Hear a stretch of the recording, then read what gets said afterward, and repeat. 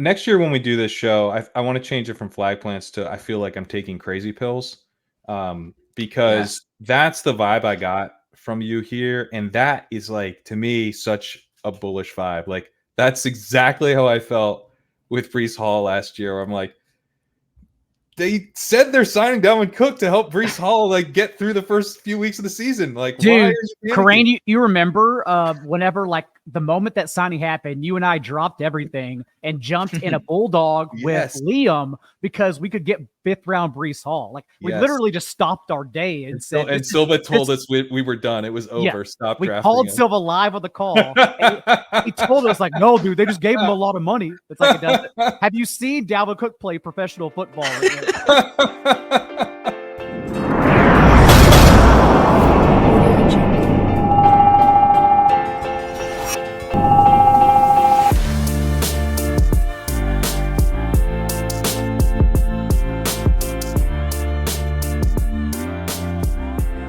All right, special edition of Legendary Sickos today. Quick, Pat, I was told that I did not get the ad read in last time. So super quickly, if you're still drafting best ball teams, if you're listening to this, you're probably aware of Pat. You're aware of our wonderful guest here, John Daigle. But if you subscribe to Legendary Upside, which of course will get you a ton of in-season content. I know Pat is working on the Legendary Upside running back article. He'll have a ton of different stuff to follow along in season, but you can also get the Spike Week tools for 40% off with promo code LEGUP on Spike Week. There's a link to that in the description. I will tell you, just my one shill in the final week right now, I have so many drafts left to do. And if I didn't have, Pat's tools and our tools and all the content and everything, advice from people like Daigle, I would not be able to make it down this home stretch. So highly, highly recommend it.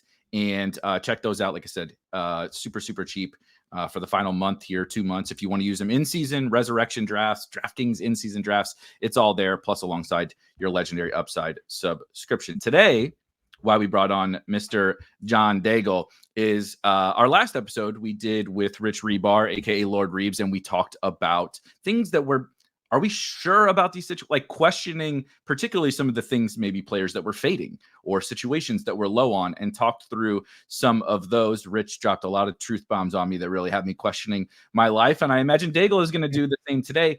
But on the flip side, we're talking flag plants, the players, strategies, rookies, whatever that you're flag planting for 2024, your favorite picks, your favorite strategies, all that kind of stuff. We're going to dive through that here in about the next hour and a half or so. We actually have a hard out today. But before we dive into that, Daigle, it's our first time getting to talk to you in quite a while. Season's almost here. How are things? Usually an hour 45 doesn't mean we have to rush, but on these types of shows, yes, we actually have a hard out. It's our shortest show of the summer, I think. Everything's been going well. I was actually supposed to be on that show with y'all and Reeves.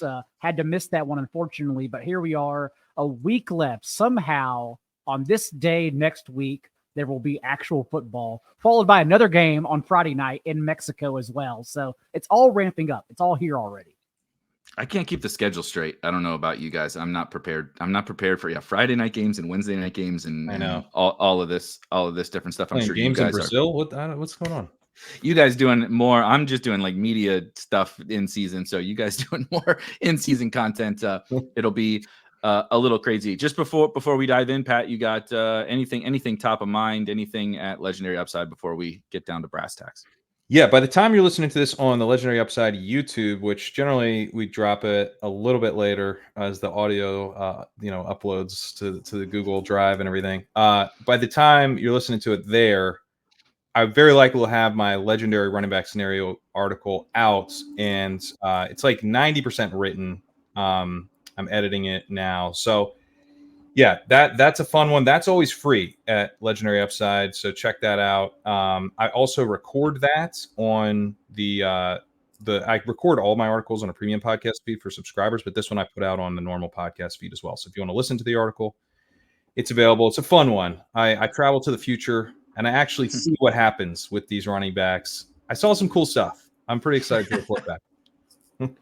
I love that. So let's get into it. Maybe there'll be some running backs that pop up here, probably, that will be in Pat's article. But here's what we're going to do really quickly. Like I said, we're flag planting, exact same layout if you watched the show with Reeves. We're going to go down the road. Daigle, of course, is our honored guest, and we'll get first dibs. And we're just going to flag plant all of our favorite things, particularly positions, right? Quarterback, running back, wide receiver, tight end, a rookie that you are specifically flag planting, and then a best, since this is, of course, a best ball show, a best ball strategy can be absolutely anything. It's open up to interpretation for all three of us. Let's go ahead and kick it off. Start with quarterback. Daigle, quarterback flag plant. And I've been looking at my exposures and thought I'll bring those to the table. Now we get the running back. I didn't realize my two highest rostered were Kamani Vidal and Alexander Madison, so I won't talk about them, even though I am very high on both of them, obviously, for real. The fact is, at quarterback, it is Jalen Hurts, Patrick Mahomes, and Jaden Daniels for me. So I will go ahead and tack on Patrick Mahomes here as my flag plant. It's not as fun to talk about since Davis has kind of made this his corner, but I'll give you the context behind why Davis always screams, I'm just taking Patrick Mahomes, bro. And that's because last year, a career low in touchdown rate, a career low in fantasy points per game, Kansas City's lowest rate of touchdown drives since he's been under center since 2017. And it was actually the first time an Andy Reid offense did not pass for 30 touchdowns since Alex Smith was their starter. There's just a lot of reason to be much higher on this offense through the air, including L'Jarius Sneed, who was a lockdown corner who made the Chiefs a top 3 defense in their playoff run, being gone now and traded to Tennessee. So we think their defense will be slightly worse as well. Given all that, the Chiefs had to put their foot on the gas through the air. I really like Mahomes and passing stacks. The best part is, too, that if you want to take Travis Kelce, that's okay. I've been typically fading the range with him and Sam Laporta, if only because we then back up and get to the Mark Andrews, Trey McBride, Dalton Kincaid. I also consider Kyle Pitts in that tier, and that tier is much softer and easier to handle than Travis Kelce. But in the first 3 rounds, if you do take Travis Kelce, you immediately box out Patrick Mahomes. Usually then he waits until the 4th or 5th round turn because someone is trying to tack on Xavier Worthy or Rashee Rice and single stacks with them. But I'll fade Travis Kelce. I'll instead try to get 2 of their 3 receivers, Hollywood Brown still included, at a discount since we only believe he'll miss at most the first 4 weeks of the season. Mahomes is my flag plant at quarterback this year. The only issue I've had with Mahomes is stacking him, where it's been tough all summer for me to figure out what the right approach was. I was doing some Kelce. Probably the best that we got it was like, it was the time where you could go like Kelce, Mahomes, and then Rice or Worthy at the end of the 5th. And I didn't do enough of that. I really regret not doing that more. You know, now Rice is going in like 3rd. Yeah. So it's ADP on DraftKings is 32. I mean, I get it. You know, it's like it's just wild to see, right? Yeah, like, man. Yeah. I had drafted so much early, and I didn't have nearly enough. That was the strategy too, Pat. Was, you know, up until a month and a half, 2 months ago, really all you did was ignore Kelce and just take Mahomes, and then you could get Hollywood and Rice later on in a double stack. Like that's actually, I think, where I got my most exposure.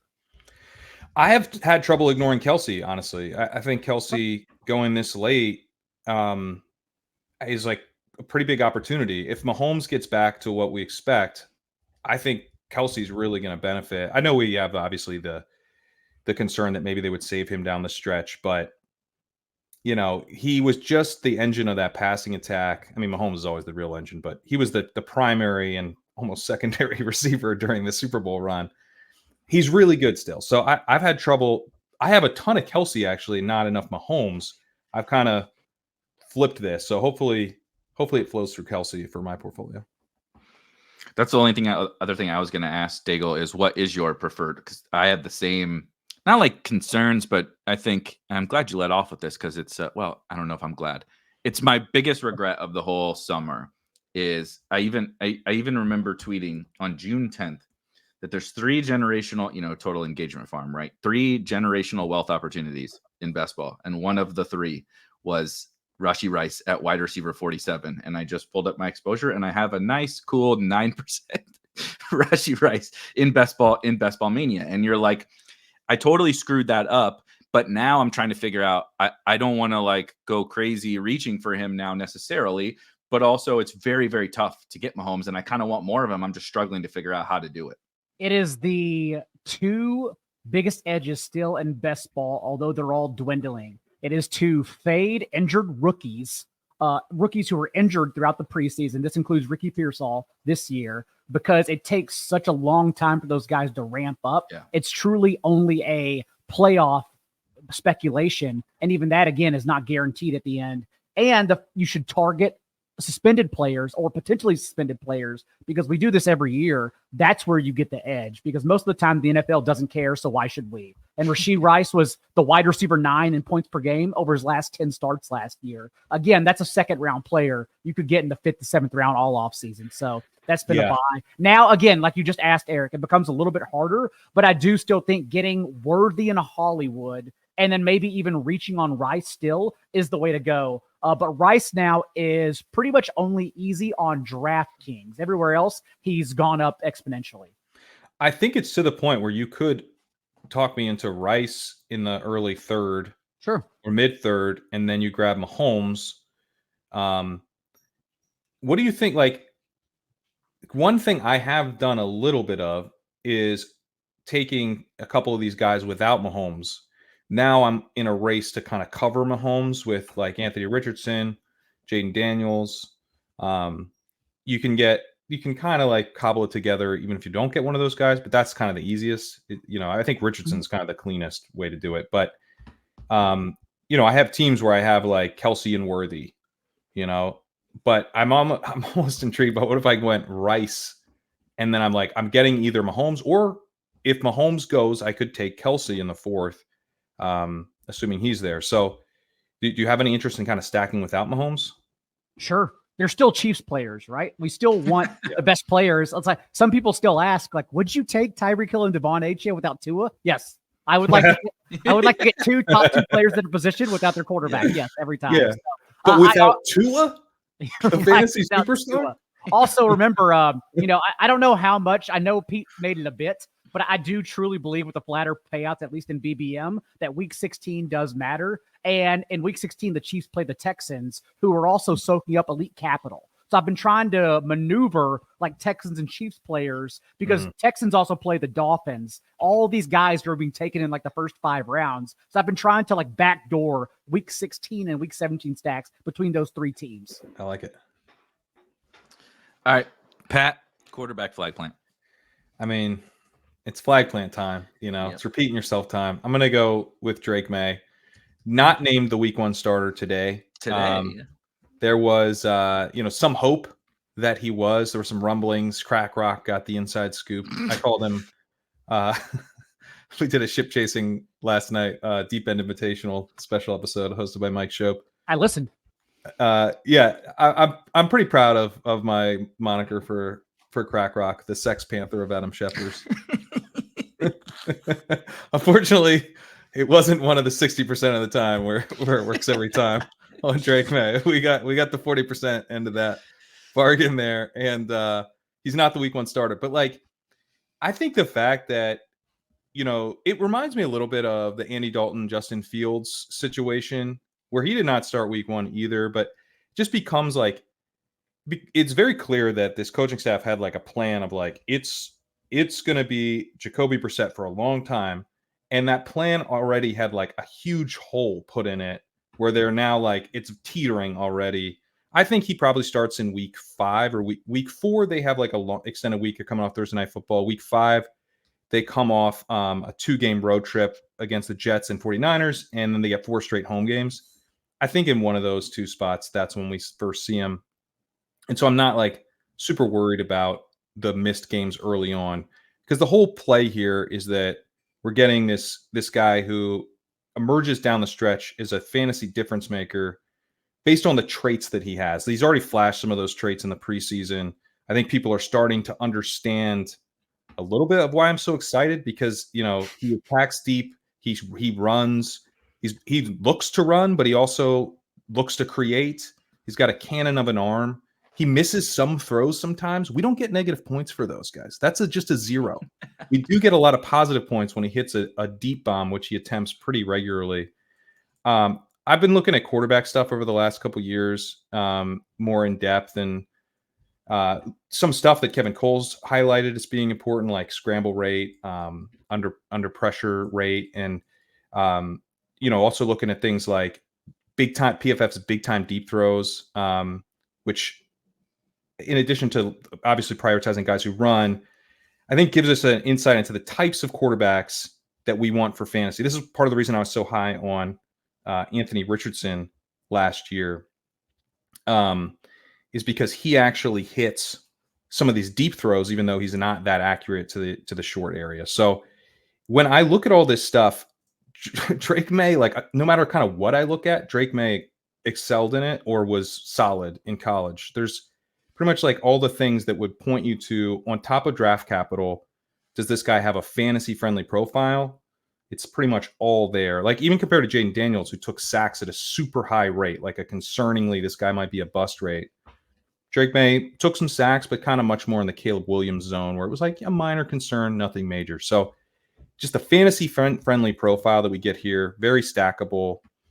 In the last few days of drafts, now that he hasn't been the week 1 starter, he probably falls back into that 17th, 18th round. He's so easy to tack on as late season upside.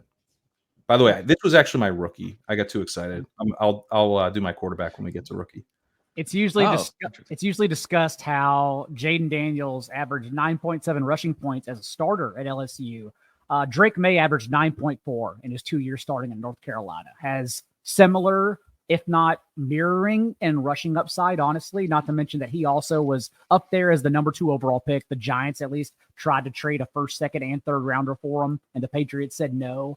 They clearly believe in him. And for best ball, although the talent is very questionable, a lot like stacking the Giants, just a lot of questionable talent everywhere. Right. I do still like that the Broncos and Patriots, you can get all the guys. You can create a 3 or 4 man stack in the last few rounds. And that still is so rare, right? I can't even do that with the Panthers because I have zero trust in Jatavian Sanders, Xavier Leggett. Like in Superflex leagues, I'll still do Bryce Young, Deontay Johnson, but I don't really want anyone beyond that. Maybe a month bumper for Chuba Hubbard. But for Drake May and Bo Nix, I can get all of them, Kendrick Bourne included, for Drake May in the last round. So that just makes everything so much more accessible. I just I mentioned I'm trying to get a zillion Millie Maker drafts in on DraftKings in the last week, and literally right before we sat down to record, like especially now with Drake May not being announced a starter, it was like I love when the thing that we expected happens and the market gives you lowers, a discount. Either lowers them or right. We were like, we knew Jonathan Brooks was probably not going to start the season, and then it's like he plummets in price. It's like, wasn't that the price baking in the fact that he was going to miss time or likely to miss time, right? Drake May was likely to not start the season. And then on DraftKings, same thing. I got kind of locked out-ish at quarterback, but I had Jaden Daniels. So I was like, whatever, I'll figure out quarterback too. And it was like, all right, Drake May, Javon Baker, round 19. And Javon Baker's going in the last round on DraftKings. And so it's like, we just forget about these guys, even though nothing has really changed, I don't think. I thought it was interesting. Did you see Daigle thing? I was just going to say, Baker also could get himself open. I don't know if anyone watched the He can get open. Yeah. He can get open, but do not look at what he did with those open targets. A little bit of the Deontay school of Deontay Johnson's school of wide receivers. He can separate already on day one. Yeah. When he says he has that dog in him, he means literally his hands, everything. Is like, you ever seen your dog try to catch something? Right? That like there's like the memes of the dog trying to catch the ball and whiffing. Like he needs to try something else. Let's stick him from the Little Giants or something. But he's good at doing everything except catching the ball, at playing wide receiver. I think he blocks and everything. But I think the Patriots are one where, Pat, and you and I've talked about this a lot. They weren't I was playing it a little more through the Polks and the Bakers and these other guys. And then now it's like kind of one of those situations I'm really happy to have drafts left to be able to hammer, because as everything else kind of dries up, right? Like the Jordan Masons of the world are going really high. And like, Braylon used to be at 190. Now he's in the 150s, like, et cetera, et cetera. There's not that much in the last couple rounds on any of these sites that's appealing to me. So if they're just going to hand me free Drake May stacks, now I'm like, I feel good, like I feel confident that I can just hammer those. And I always have a backstop, as a back stack or a second quarterback. Like if you get locked out, like you're good. Like you never feel uncomfortable in those drafts. And Drake May is like the perfect guy to do it with right now. Yeah. And I mean, what we want with we want to turn those late round picks into, a clean bet of getting them to matter at the end of the season. Like when are you really needing your late round pick? Like if you need your late round picks in week 3, sorry, man, you drafted a bad team. Like if you need them, that's not great. What we really, I mean, sure, we're gonna have league winners coming from the late rounds. We obviously had 2 massive league winners last year with Puka and Kerrane, and we also had Tank Dell, and so the late rounds produce big hits. But even if you don't land on those, it's still really helpful to get guys hitting your lineup at the end of the season, and so just to have that stack available. Yeah, Bourne is someone I'm drafting now. He's not been drafted a ton, so you're getting a little bit of the leverage. There's no like news, like he's not one of these guys who's all of a sudden we didn't know to draft him. But like, has there ever been Kendrick Bourne news like in No. his career? Like, there's not a blurb. You go to his Roto World page, it's just fucking blank. The guy's been in the league for 7 years. He did lead the team in targets too. He had 3 top 24 finishes before he got injured. He's kind of good. He's kind of good. Yeah. I don't know how quickly or if he bounces back from his torn ACL last year, but he was actually leading the team. Yeah, he's a great player. Yeah. Plus Antonio Gibson. That's another one. One of my favorite 0 RB targets. Oh, yeah. Again, you can stack him with May. He's gotten much later as well, just because everyone saw the Ramondre Stevenson and getting like healthy scratch for the team in their last preseason game. But Antonio Gibson could still easily take over that role. He's free. All the others are the same thing. I kind of liked him a little less than some of the other guys that, we'll get to my running back. Everybody knows who it is probably by now, but I liked the Ty Chandlers and the Algiers and getting a little worried about Sharps, but like I liked some of those guys a little bit more. Well, now Gibson goes behind Gibson goes behind Ray Davis. Gibson goes behind Braylon. He goes behind all those guys. And so now it's like, all right, Marshawn Lloyd fell and Gibson fell, and we kind of actually got some positive, like it's all good for them, like relatively speaking, in terms of Lloyd. And so like I'm really comfy, tacking those guys, right? Tack Gibson on as your kind of last running back in your room, and then double back for your May, tack on May and tack on Bourne or Baker or whatever at the end. Hunter Henry's falling like crazy because he hasn't been practicing forever. It's just so easy. I take a lot of Henry. Yeah, that's the crazy thing. It's like when sometimes with this backdoor stack stuff, you're like, I'm boxed out of this one because this stack only offers wide receivers or only offers a running back and a wide receiver. And what I need is a tight end. But if you need a tight end, I mean, as long as you're not like completely blanking out and not thinking about your stacks until about pick 170, you can build in a Patriot stack. Like it's kind of wild. And Kamani Vidal slipped so much that's your week 17 correlation too. 100%. I've actually, I was, when the rumblings were that Drake May was going to get the job, I was like, I'm just taking him in the 15th round. But then pretty quickly I was like, I need to take Vidal in the 15th round and push May. So that I kind of flipped that. But I mean, I don't know if you guys are on the Davis Maddock Brendan Rice train, but that's another, late round rookie stab we can tack on to this stuff. No, thank you. No comment. Did you see Roto World's blurb that he was cut? No.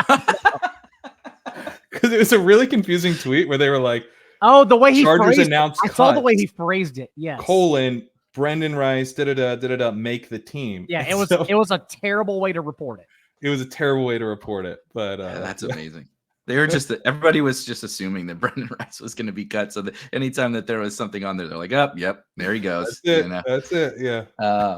All the kiddos, the Deuce Vaughns and the Brendan Rices of the world are hanging on to these teams. No nepotism in the NFL for sure. All right, my quarterback is actually a little bit different one than the guy that I've been drafting like crazy over the last maybe month or so, and I've always liked him, but a little bit similar to a more expensive version of kind of the Patriots stuff is the Jaguars. Like I kind of feel like this is they're the target, right? And Patriots are the Dollar General, and the Jaguars are the target. They're not, it's not Louis Vuitton, but it's fine, right? It's okay in the middle. And I can always have Jaguar stacks, and I always have Trevor Lawrence specifically in my back pocket, where even if I don't get Ingram, I don't really love Christian Kirk, but even if I don't get Ingram, right? Brian Thomas is available in a really nice range. And then Gabe Davis goes like kind of right after Trevor Lawrence. You can pull him up a little bit to ensure that stack, or sometimes it just comes really naturally to you, that stack with those guys. I'm a like super duper like late round dart type guy. There, I've been talking way too much about Parker Washington, but like as a little bit more of a contingency. But like they have options. You have ETN early, of course. You have Tank Bigsby, RB2. They have a bunch of options kind of littered across the whole board. And then I just think we've just like given up on Trevor Lawrence. Like not we, like the royal we has just been like, I'm done with this. Like he was supposed to be the next superstar, number 1 overall pick for 3 years, right after Deshaun Watson. We all knew he was going number 1 since his freshman year of college. And we just haven't gotten that. Like he's been fine. Like he's been fine in the NFL, and he's been fine for fantasy. And I just feel like the price we're getting him at now on these Jaguar stacks with like a nice influx of talent, say whatever we want about Calvin Ridley, like Brian Thomas is a pretty exciting young player. Gabe is not an awesome, like certainly not an awesome fantasy asset or an awesome real life NFL wide receiver, but he brings something that you need in an offense, is dependable, and is going to, he helps his quarterback. Like he just does. And then Christian Kirk, Parker Washington is like a nice little good enough depth piece. And Evan Ingram is a totally fine NFL tight end. And we have this guy who's really run bad. Not like run as a runner, but like variance wise has been really unlucky in his NFL career. Our friend Ben Gretsch has cited it relentlessly all offseason. I'll direct you to Stealing Signals for some really good stuff that Ben has done on Trevor Lawrence that has really like hammered it home for me in terms of basically how lucky he's been. He runs more than people think. I think people view him like much more like a pocket passer. Like he runs more than Burrow. He runs certainly more than Dak does nowadays. He's in like a second tier of runner. Like he's probably closer to Kyler Murray than he is to Dak Prescott now. And I don't think that he's viewed that way as a runner. And so you just kind of get all of this at this cheap price. Again, like a medium backstop, right? Like Drake May's the real backstop, but this is like the, oh no, I don't want to take unstacked pocket passers anymore. Trevor Lawrence is that last guy. Like, I don't want Tua, Stafford, Rodgers, whatever. It's like Lawrence is that last guy. You can plan for it ahead. You can panic backdoor him, and it's totally fine. He's actually become my highest exposure quarterback over the course of the last month or so. It's easiest on DraftKings. I'm not even a 3 quarterback proponent typically, but on DraftKings, when Lawrence goes behind Jared Goff, Tua, all these guys who also have weaknesses and are matchup-based ceiling individuals, that's where I get all my Jags exposure. So I agree. I play more 3 quarterbacks and Jag stacks on DraftKings in particular. Yeah, I mean, my only concern that I have with Lawrence is the coaching staff. Like, I just don't necessarily feel like they're very creative. I mean, this whole, like, that whole Eagles staff that, won the Super Bowl, like what Frank Reich was supposed to be like the real offensive genius there. Turns out he's not an offensive genius. Doug Peterson, kind of washed out of Philly and has not really impressed me with how he's designed stuff with Jacksonville. And my hope is that Brian Thomas kind of is able to do like the same thing over and over again in an effective way. And Gabe Davis does the same thing over and over again in a decently effective way, as we know he can. And we saw that in Buffalo. And then Christian Kirk's getting open underneath pretty regularly. They got Evan Ingram. So like, it's not the most creative offense, but it clicks. It kind of like the pieces fit for what the offense is. I don't think I would mind if this was a total disaster and we got an offensive coordinator that we believe in here. Like I Googled the Vikings offensive coordinator. Wes Phillips is the Vikings offensive coordinator. That'd be fun. Give us that guy. He would cook. He would cook. If he's throwing for $400 with Nick Mullins, what the hell would he do with Trevor Lawrence? I want this to go really, really well, and we get Trevor Lawrence as one of the ascendant young quarterbacks in the league. Or I want it to be a disaster and we get Peterson out of there and we get a bright young offensive mind. Because I really do believe in Trevor Lawrence. I think, what the kind of downsides of Lawrence are that he like takes risks, right? He like throws the ball away in the red zone, which is really, really frustrating for everybody, fans, fantasy players, coaches. But like he's trying to make stuff happen and he's willing to like let his players make plays. I want that type of player to succeed. I think that's a fun brand of football, and he's got the talent to play kind of a riskier brand and make it work. I just hope that the weapons kind of help overcome some coaching staff deficiencies that I see. It could happen because their defense is atrocious. Their offensive line is the big concern. I know. Like you said, though, Eric, Trevor Lawrence is coming off career high 21 rushing yards per game. He's still elusive, so it probably won't matter there. But luckily, Pat, to your point, the next group of head coaches for next cycle is all young, bright, offensive-minded individuals. Frank Smith under Mike McDaniels in Miami. Brad Idzik. We'll have to see how the Panthers offense does, but Dave Canales has saved 2 dwindling quarterbacks now, and Geno Smith and Baker Mayfield. Brad Idzik is 32 years old. I don't think anyone realizes that. So he'll be talked about if Carolina is even an average under Bryce Young this year. We have Bobby Slowick. Drew Petzing's my favorite of the bunch in Arizona, who I do think is the next great head coach. That's a good one. That's a really good one. Liam Cohen is going to get a job if McVay and the Rams offense does what they normally do. So the next group of guys hopefully is like a quarterback guru who can lead Trevor Lawrence. I looked up Frank Smith. He was also the run game coordinator with the Chargers. So I was like, hey, Chargers run game. That's a good.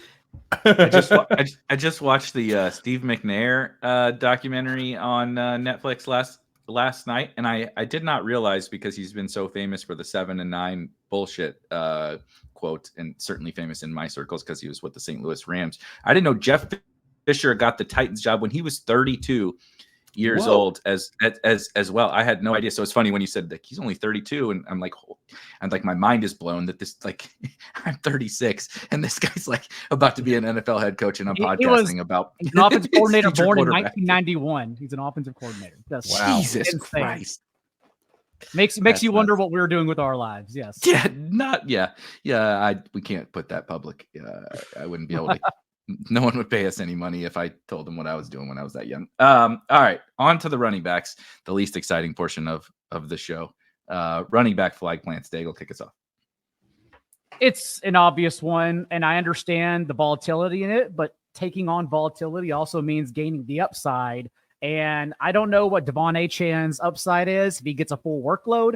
More importantly, I don't know what his floor is if he just stays the same and regresses into stats that are unsustainable. But I do know in maybe the ugliest second round in best ball history since we've been doing this, you have at least this one guy in a group of running backs, all who have red flags, Achane himself. You have this one guy who, if it gets it right, you have to have him on your team.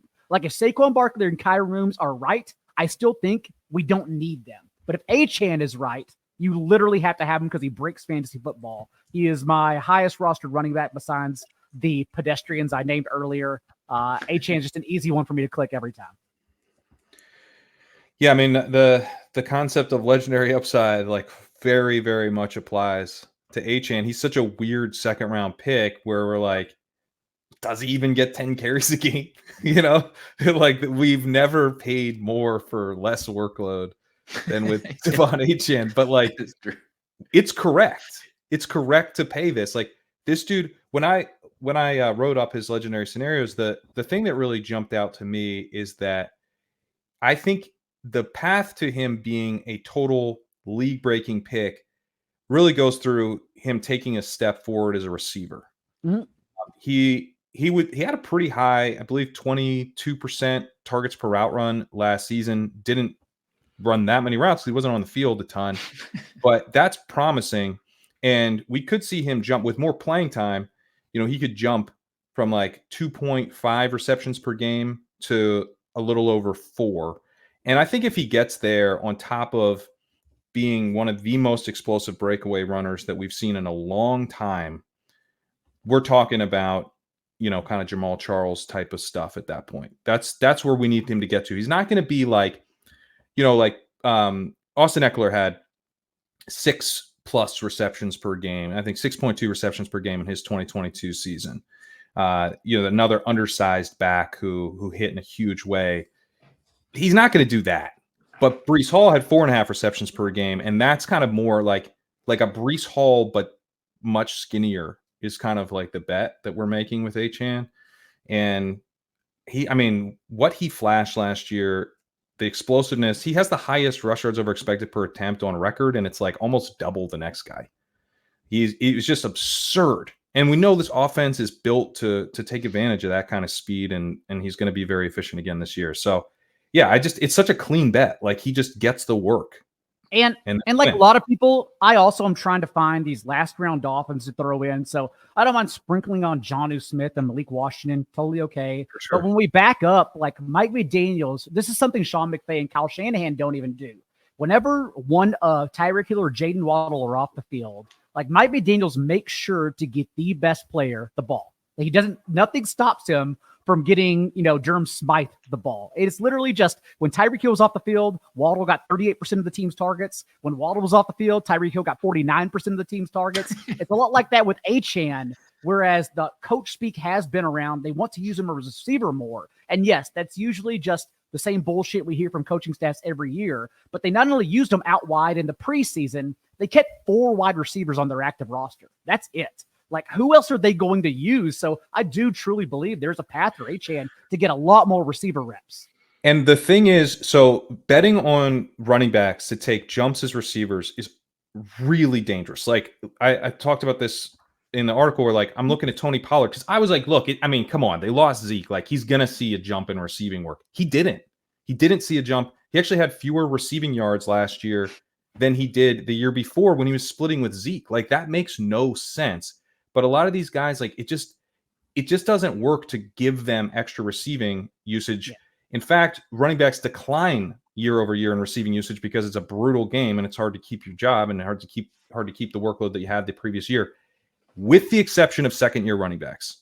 Like second-year running backs is the one time where we actually see some of these guys really jump in receiving usage, just like we saw last year with Breece Hall, who jumped from the same exact range, like 2.5 yards per yard or 2.5 receptions per game to like 4.5. It's the exact same kind of jump that we're looking to see from Devon Achane. We actually have seen, if players were productive as rookies, them jump in their receiving receptions per game from year 1 to year 2. This exact type of player does actually make sense as a bet to add receiving work in his second season. Not that it's a guarantee, but it's like one of these things that it's kind of like a truism to like bet against that happening, but not when it's a second-year player. And to add both of the points that you guys just put out there, like kind of together, I don't know if this is right or wrong, but one of my biggest like pillars and underutilized aspects of just like the real life game of football in terms of how people apply it to fantasy is like having receiving work or a receiving role or ever catching passes is different from being the pass down back, right? On a team, right? Joe Mixon used to catch a lot of passes. And when it was 3rd and 8, you know where he was? Standing on the fucking sideline. And Samaje Perine, right? Perine runs in there. And that's why all this Perine's going to ruin some backfield has been about, because we learned very quickly that's what he does well. He protects the passer, he catches the check down, right? He's not a special player, but the team trusts him to not get the quarterback killed.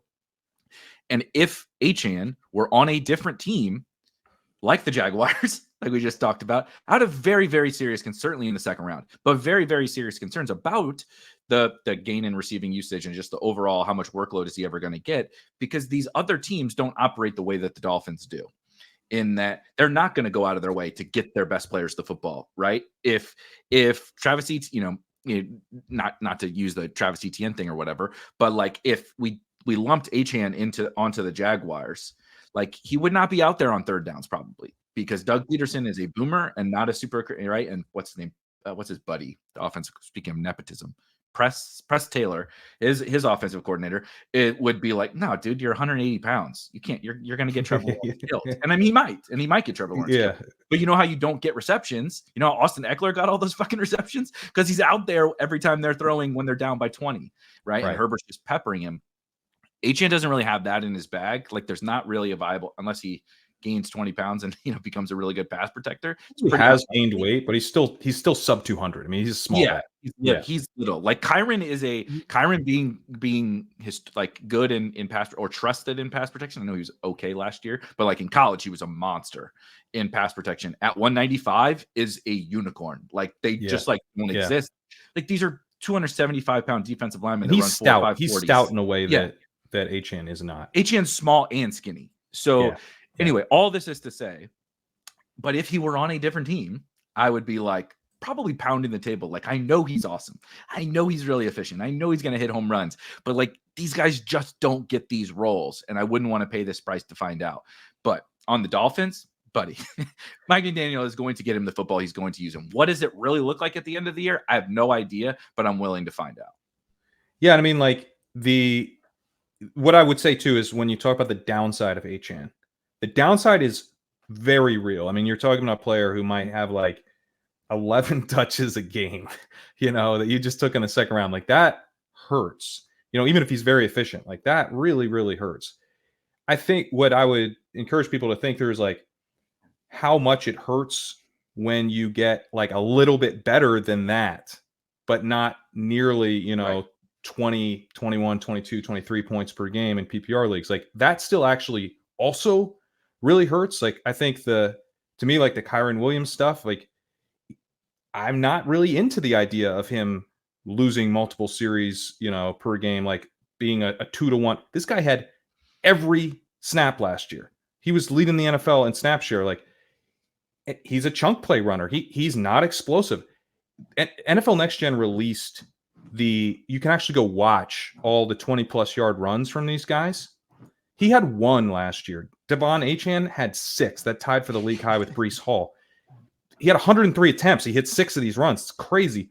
Kyren, workhorse last year, his 120+ yard run last season, he was chased down from behind. He had a clear runway to the end zone. He couldn't get there. The only time he hit elite speed, he got tracked down. Not to say Kyren's not good. He's really good at what he does. He is consistent. He is reliable. But that type of profile from a fantasy standpoint, because it does not come with receiving efficiency. He had 0.63 yards per route run last year, which is bad. Is crazy. That's bad. So it is consistent usage with Kyren Williams. And if we don't get that, then, he's actually a very risky pick. Yep. Where the Achane, it's so much cleaner to see the risk. It's cleaner to see the upside. But, I think it's actually like Williams is like a murkier bet where you think he's safer, but like there's a lot of the same kind of like, yeah, you know what? Achane only gave you like 10 points per game and is an utter disaster, but Kyren gave you like 13. And when you took him in the second round, that was also a disaster. And in best ball, 13, 13, 13 is far less valuable than 2, 25, 2, 20, right? The difference is massive. Like if you are providing those spikes, right? It's why George Kittle is like continually the most like underappreciated best ball asset that there is, because people can't stomach the 2-point games to get the 30 balls. And it's like, no, you don't get it. Like in this game, like you have another tight end, maybe 2 other tight ends. So you could survive anyway. Plus that you gain more total points to your lineup by the big games than you do by a bunch of mediocre games. And no one else can do that. Who can go for 50? Devon Achane can go for 50. Not many other players in the entire league can at any position. Yeah, I'm like clearly a mega zero running back, bro, but it's one that we'll probably get to that later. Is probably the biggest pillar of my draft strategy this year, and I've still made exceptions for Devon Achane. I'm just like, I'm not going to be this rigid to my favorite structure when there is this guy. I can build out similar enough, zero running back, especially get on DraftKings. Like, Jesus Christ, man, there's wide receivers going like way later than they should be. So I can build the same team, but with Achane that I build with underdog without Achane. I love it. All right, Pat, running back, unless it's Achane. No, it's Jalen Warren. This hamstring injury opened up an additional discount on him. I've tried to push it. I always regret when I push it and don't get him though. So I probably don't push it enough. But just one of the most efficient running backs in the league last season. Finished RB4 in rush yards over expected. Ahead of Breece Hall actually, despite only handling 149 rushing attempts. He was also consistent. He had a 40% success rate, which is very solid. Harris is a little bit better in that stat, and you would expect that Harris would be kind of the guy they like lean on if they need like 2 or 3 yards. But Warren is not like a explosive but unreliable back. He gets it done on a down-to-down basis. He's also a lot more explosive than Najee Harris, and he's a lot better of a receiver. Pretty strong receiving metrics as well over the last few seasons. Over the last 2 years, RB5 in receiver rating in the combined seasons. That's behind Christian McCaffrey, Joe Mixon, Rachaad White, and Samaje Perine. Austin Eckler, RB6 right behind him. So you're getting versatility, you're getting explosiveness, you're getting sufficient consistency. He's like 215 pounds. He's plenty big enough. He's an incredible pass protector. This hamstring is, I like that I'm getting a little bit of a discount with that. He was kind of moving up into the early to mid 7th, and now he's in the mid 8th. But I'm scooping that. He's my highest drafted player across all my teams right now. The only player that I'm above 30% on in a portfolio that's over 1,100 teams now, which is, it's actually hard to get that high on a player over that many teams. But I did it with Warren. Best back in his backfield goes as the second back in his backfield. Were you taking Najee at all to get a little more exposure to a portfolio? I do have Najee. I'm light on Najee compared, I'm under 8% on Najee, but my instinct is just to be like, I'm not taking Najee, but I got to 5% because I think Najee's a good pick. Najee is also a good pick. I think they're going to have a ton of rushing attempts there. You have 2 outs to solid quarterback play. I don't think it'll be a disaster there. But I mean, most of the time when I know I should take Najee, I just take Warren. Jaylen Warren is easiest on DraftKings to get for sure. You can start with like 2 super stacks with quarterbacks and still get Jaylen Warren as your RB1 and be totally fine there. So that's usually where I get him at. But also, what if Arthur Smith and the Falcons, those 3-4 seasons, Tyler Algier, Cordero Patterson, Bijan Robinson, all good players, but all averaged over 4 yards per carry against 8-man boxes because Arthur Smith, for all his flaws, is an amazing run game caller. So I do think both Najee and Warren are great picks. And as you said, I've been getting a lot more Warren. It's easier when he goes 2 rounds later now for that injury. And so this is where I'm getting all my exposure now. I wish I was higher throughout the offseason, but I really was just splitting hairs and taking both. I mean, taking both is like the more practical way to play it because they're both good picks now. Like Najee, I thought was a horrible pick last year, but he's like a 4th round pick. And, his price has come down to reflect like a much better. It reflects the range of outcomes much better. But I still think Warren's is just so tilted to the upside that it's hard for me just not to click him. It's also like small miss, big win, like running backs outside of injuries, of course. Like it's like the efficiency, the pass catching, and the talent and the situation. It's like really hard to find. Like I'm just gonna get fantasy points. What does that exactly look like? Like I don't really know. But like, look, I draft Devin Singletary, I draft Brian Robinson, I draft all these other guys. But like, if the bottom fell out, would I really be that surprised? Like, no, not really. But Jaylen Warren, if the bottom fell out, I'd be like, oh Jesus, like that's a total outlier. Like this guy just turned to dust, and then in year 3, that would be shocking. Yeah, I mean, and the other thing is like this is not a contingency-based bet. He forced a split last season with a 1st-round pick, right? UDFA year 1 flashes, year 2 forces a split with Najee Harris, who they drafted in the 1st round. Then they don't pick up Najee Harris's 5th round option. I think they kind of know what the deal is here. I would not be surprised at all if Warren ends up with, the higher snap share here, that he's the 1A back. I don't think he's going to dust Najee. I think Najee is a capable running back who's going to have a big role in this offense. But it was 55-45 Najee to Warren last year. Could it be 55-45 in Warren's favor this year? Absolutely it could. Carve out 10% for CPAT. So sure, whatever. Sure. 50, 40, 10. CPAT's got to get his 3 carries a game for sure. But it's yeah, I mean the thing is there's gonna be so many rushing attempts that like the split in this backfield, but these guys can they pay off ADP as a split backfield. And then I mean the contingent value, like if the contingent value does occur, like Warren is a dude where like we were doing like redrafting. We're talking about him in the 2nd round, if Najee were to miss time. So that's like just icing on the cake. Like you don't even have to mention it to make the upside case for Warren. This is a different topic, and I'm not preseason guy. Like I think a lot of it's more misleading than helpful. So we should like dig through the nuggets and find what's correct and add context to it. But I like do Tim Patrick season that would lasted for 3 days, and then he went to the Lions fucking practice. There's so much more than that beyond that, but that's definitely one reason. Yes. Having said that, Dude, I'm really worried about Pat Fryer. Like, I really think the tight end. Oh, Jesus, yeah. Like, I think he's going to be unusable in FFPC by week 2. His week 1 usage is going to be so terrifying. His latest blurb on all these sites from RotoWire or whatever is still from like 2 or 2.5 months ago, where he said he wants to finish his career in Pittsburgh. And I'm really anxious for the update gonna this on year. That. Yeah, I'm really anxious, but I didn't know he meant like I want my career in Pittsburgh to be over. I thought it was I want to finish my NFL career in Pittsburgh. No, he was letting us know like, no, Arthur Smith's fucking binging me. I want to get the hell out of this hellhole. I drafted a little bit of them because the Arthur Smith tight end usage is real. The issue is that, like Seattle, well, previously before this year, it was a committee usage. And now I think we're really getting that in week 1. I'm very worried about Freiermuth.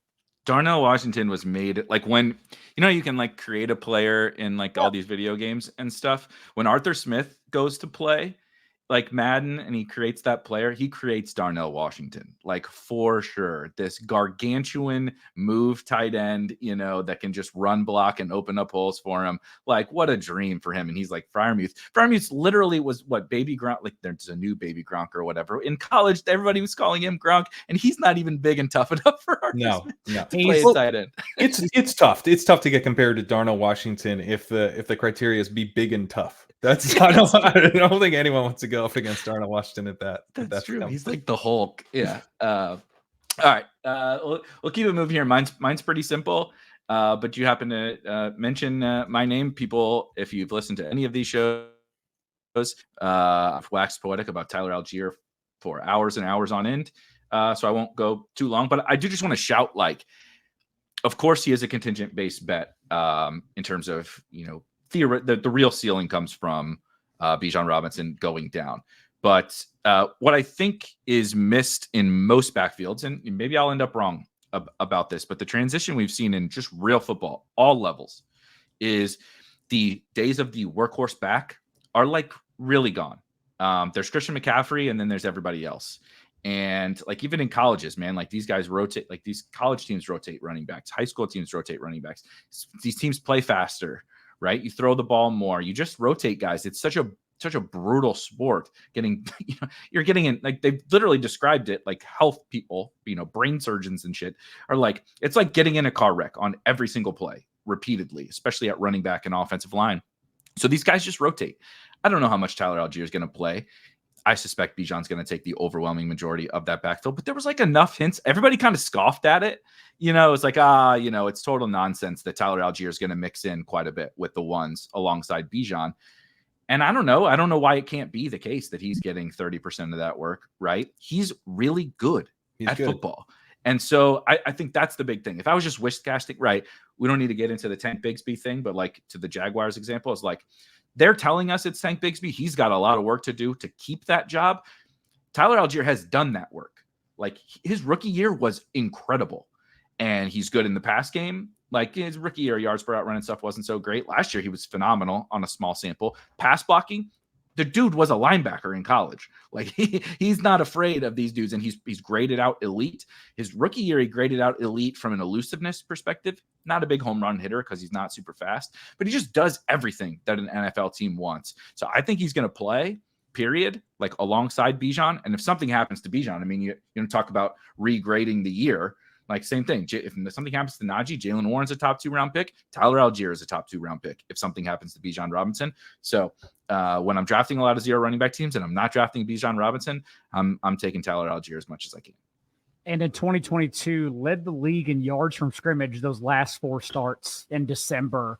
The only thing about Algier, and it's not even a knock against Algier, it's like that's where I want to be drafting running backs. So that's why I don't have as much Algier, because I like Ty Chandler, Jaleel McLaughlin, Ray Davis. Yeah. The Tyrone Tracy's, Kamani Vidal dips made it easier to get those guys since I was never worried about Eric Gray or Vidal not making the roster. But Algier is just a You never got worried? Not even a little?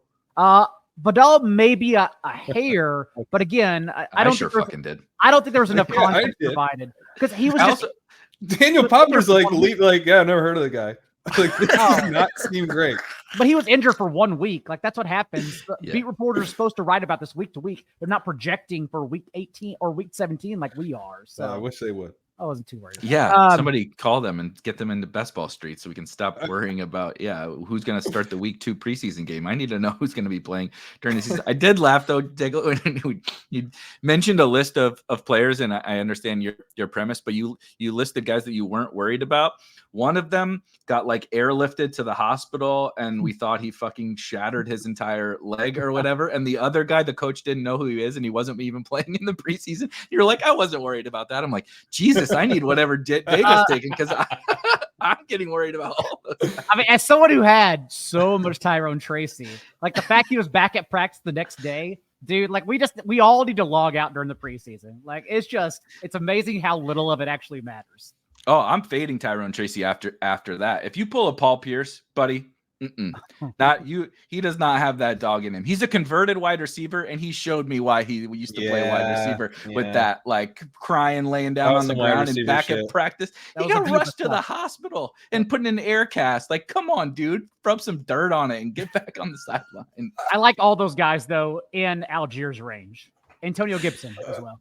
Yeah, I do. I do too. I mean, clearly I do. I draft the shit out of all those guys. All right, wide receiver, Daigle. Let's go with, because there's quite a few I've sprinkled across the board, and he's he's actually come down now since what happens here. We do this every year too. The last week or so before the season, if a player's injured, then he moves just because no one has news to react to. Whereas Rashid Shaheed is now backed up, probably to where he should have been drafted all year, like around 110 plus. I'm going to have so much fucking Rashid Shaheed. It's going to be unbelievable. So I don't need to add any more. But, dude, when you could get him as like your wide receiver 6 or 7, no Michael Thomas, and the 10 games for his career, he's run an 80% route participation. He's averaged an 18% target share and been a top 24 receiver in points per game in those starts. It's just so easy to bet on him, and with an improved cast and upgraded offense, just because what we believe Clint Kubiak is going to do coming over from San Francisco based on, what Pete Carmichael didn't do last year. So Shaheed is, he's going to be my highest owned receiver when it closes in a week. Daigle's making me feel like a coward because first he says he was never worried that Vidal was going to be cut when I was, terrified over here. You're on too many shows. Under the covers. And then he held the line on Rashid Shaheed where I was like, oh, well, we should get a discount now. I have 9% Shaheed. Early on, I was like, this dude is a smash at his ADP. He jumped up in price. It was honestly a little bit more where I was like, okay, this seems okay now. But he's fallen a lot back down, and I haven't been hammering him like I should be. He's already back at practice, and they don't play till Sunday. Like Goddard isn't practicing, and the Eagles play Friday in a different country. Shaheed's already back at practice and has 14 days to go. We're good. We're safe.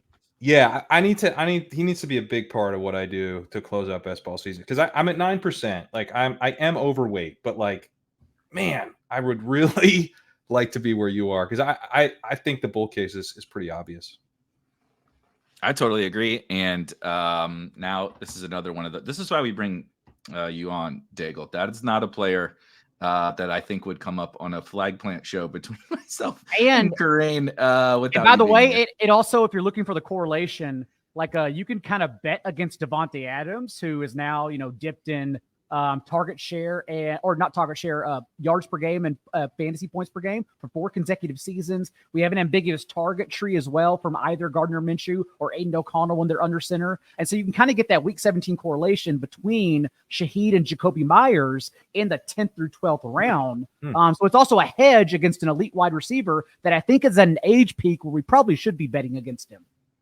Brock Bowers also available. And of course, Brock Bowers. Yep. Mm-hmm. That game is super fun for week 17, like a super fun one that nobody thinks is super fun, right? Because it's like Gardner Minshew and Derek Carr, but the Saints are, and this is the only thing I was going to ask you about with the Saints. You can talk about like catastrophic organizational level risk, like they are at the top probably. I think Dennis Allen looks like he's going to have a conniption every time they put a microphone in front of him, unless he's talking about Taysom Hill. And they have they had to put Kendre on IR, and like they can't do anything about it because they don't have any money to it's like, oh, so-and-so cut somebody. It's like, the Saints can't pick him up. Like, it's like, it doesn't matter. Like, P. Ryan's not going, hey, none of these guys want to go to the Saints because they're not going to win anything. But like, there's nothing they can do, right? It's like, that's great for Shaheed, but it's also like, I could see this. I know that the division is bad. I know the NFC is bad. So like, that's what's keeping them afloat. But also like, they're part of why it's bad, right? Like, right. So yeah. Like, we always do the like, well, yeah, look at their schedule. It's like, yeah, but we say that about the people playing the Saints too. you know, it's like the Saints have an easy schedule. It's like, yeah, so do the people playing the Saints. you know, so like, I just struggle. I struggle with that back and forth. As a Kendra bag holder, as I'm drafting Shaheed, I'm drafting Olave, like Juwan, like I'm drafting these guys. But it's like my biggest fear with the, like, aren't you worried about the Saints? Like, yes, I'm really worried about the Saints. Oh, especially after Ryan Ramczyk is out for the year now with that injury. Like, they did everything to make sure Trevor Penning couldn't play football, and now they have no choice but to once again start him at left tackle because he's like the biggest bust of the last decade. It is amazing. Like, he just can't play professional football at all. It's one of those things, and that's a concern, right? Is that the Saints' floor is very low. Don't get me wrong, but it is one of those things where we just have to hope that Kubiak makes it easier. Like, there's a reason why the 49ers and Dolphins can hide their offensive lines because they don't have the best talent there either. And like, by the way, if Trent Williams doesn't play, you should start worrying about Brock Purdy and the 49ers offense immediately, especially in week 1 against the Jets. But it's one of those things where, like Will Levis, like Bryce Young, I'm just kind of betting on what we haven't seen yet and crossing my fingers that Kubiak can hide the offensive line issues. Makes sense. Ayuk hasn't returned to practice. We don't know what's going on there. Trent Williams is looks to be trending towards his like a real holdout. Not like he has enough money. He has generational wealth, so he doesn't care about the paychecks he's tacking on. He's just fine. That dude is staying away until they pay him. And get paid, and you need me to make the Super Bowl. He had like if someone had, like, no player really ever truly has leverage, but if someone did, it's probably Trent Williams because he doesn't give a shit, and they cannot win without him. Their backup left tackle has made 7 starts in the last 3 years. What's going to happen is the Jets defensive line is going to crush them in primetime on Monday Night Football week 1, and then they will give Ayuk and Trent Williams as much money as they want. This is why you don't pay mediocre quarterbacks like Brock Purdy, because then you run into issues with, the Hall of Famers on your team not being able to get paid. All right, wide receiver up next, Pat. So my highest drafted wide receiver right now is Jalen Polk, but that's really just a bet on May to some extent. I like Polk. I think there's an upside case there. He's an interesting prospect, but the guy that I'm gonna flag plant is a guy that I've been taking a lot of in my recent drafts, Ladd McConkey. He's now falling to like the early 8th round sometimes. Not if I'm in the room because I just scoop him in the late 7th, but I see him go there when I'm on the other side of the board, and it's kind of wild. Like, I think perfectly fine pick where he was going, in the mid 6th. So to get him at the 7-8 turn, I'm really scooping that discount. And, we've got one of the things I know you guys are at ETR, you've been kind of leading the Josh Palmer charge. But like, when I see something like that, where I'm like, okay, so Josh Palmer, there's like a lot of volume for a Josh Palmer, Mm-hmm. What if that volume doesn't go to Josh Palmer and instead goes to the 2nd round receiver that they drafted, who profiles as an elite route runner? Matt Harmon was a big fan of him. He got a ton of his yards in the intermediate area in college. The thing with McConkey, is he's just kind of like a scrappy, he kind of like, he's heady, he ran a 4.39. He has a 6.72 3-cone, 3.97 short shuttle. This dude is like really, really athletic. That was kind of the revelation for me with McConkey. I thought he was like this undersized kind of like, shifty dude. I thought he was like, I can't quite figure out why that would be. Yeah. You thought that he was. I don't know what it was, but he just reminded me of Hunter Renfrow for some reason. And that's not who he is. He can play on the outside. He's going to mostly play in the slot to start, but like, we're getting him right away. He's going to have a big role in this offense. And he does a thing. He gets open in the intermediate area. You know who really likes that? Justin Herbert. That's like his whole deal. He wants to just like hit these guys open, like we saw with Keenan Allen over the middle. Like he's gonna pepper McConkey with targets. I guess it's because of this ankle. He tweaked his ankle one day and he fell like 15 picks. Like I really, really don't understand it. And the other thing it sets up, I mean, sure, you get the week 17 correlation with the Patriots, but Justin Herbert is a pretty big target for me now that he's in the 140s. One of the best quarterbacks in the NFL, like a top 5 real life NFL quarterback that we just get to take in the 140s. One of the reasons I don't have as much Lawrence as I would like is because I'm sometimes just waiting and taking Herbert as my quarterback 1 or quarterback 2. So getting the upside paired with Herbert is nice as well. McConkey's like not typically a profile that I go after. He wasn't super productive as a 4-year player, but one of the many lessons of Puka is when these guys flash really, really elite efficiency, we should pay attention. And McConkey had 3.26 yards per route run last season. Importantly, that backs up like the whole thesis of the play. The thesis of the play is this dude is an elite route runner. Okay, so now he's got awesome athleticism to go with that. He's got the efficiency. He's got the charting. He's got the stats that back up. He produces an intermediate area. He's got a quarterback that rewards that. Why are we taking this guy in the 8th round now? Because he's white with a white ass name. Lad McConkey. There was a time, Pat, and I think it was when he tweaked his ankle where, we all pull up our slow drafts or drafts we're in, and we know the ranges of players that are going to be there. And one time I saw McConkey there, and I was like, wait, like, I don't think I've ever seen McConkey here. So I took him, and then like the next few drafts, he also started populating there. So I have been getting more McConkey later, but when he was a top 75 pick, I immediately shied away. If only because I just didn't know if he was even going to play in 2 wide sets. 31% of his routes in college were out wide. I'm not sure he can do that. And I've been leaning more into the Chargers run game since I do believe they have an elite defense as well. And that's what they're going to do under Greg Roman. But sure, yeah, McConkey right now, I have been taking more of him recently.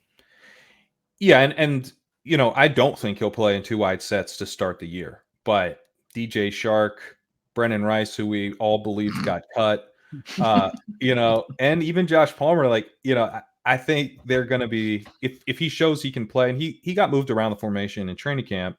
Most of his preseason stuff was out of the slot, yeah. but he, it wasn't like he was slot only the entire summer. I think by the end of the season, we could be looking at him, in the 85% route participation range because he's getting enough work on the outside. I'm not saying he's CeeDee Lamb, but it feels like that where when CeeDee Lamb came into the league, it did, of course, take time, but that's because he had Amari Cooper and this was when Michael Gallup was decent back then, right, on the outsides, and it was like Amari was really good, and you have Gallup on the other side, so there's not really a path to him unless he just became the superstar right away, which it took a little time. Whereas Ladd, like if rookie year CD had Brendan Rice and DJ Chark, we might have seen 95% CeeDee Lamb route participation, like that. I mean, I was fucking around. I truly believe that there's bias in play with Lad McConkey. It's small sample.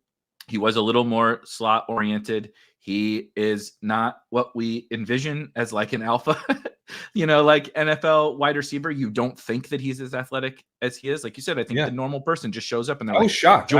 Georgia white slot receiver. He was a walk-on. When he got to Georgia, you're just like, this is Wes Welker or whatever. Who cares? I'm not a Guitars of Jacquard guy.